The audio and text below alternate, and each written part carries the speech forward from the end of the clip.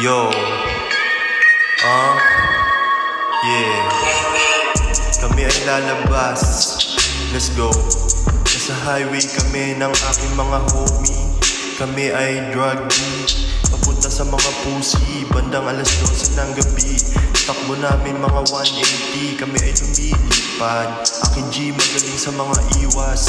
Mga mata namin ay matulis, strictly aim, hindi nagmimilis. Di nagpapalit ng ruta, sa fast lane iiwanin kung sino man gusto kumarera.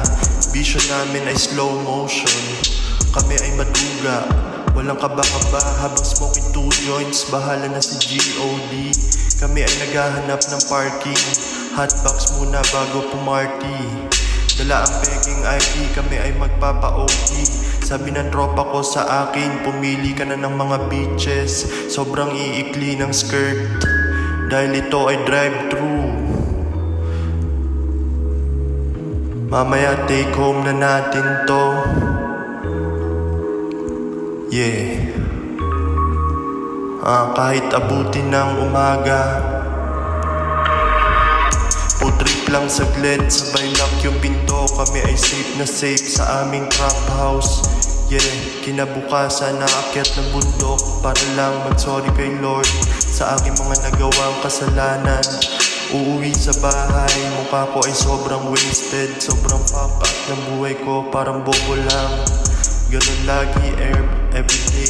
Salamat sa aking mga karanasan. Iba't iba ang bitches, ugali nila, alam ko na yan. Baby girl, nawawala ang mood swing pagkausap ko na yan.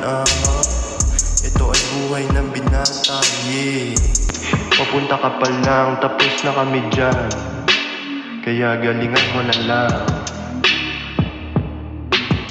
1, 2, 3, go.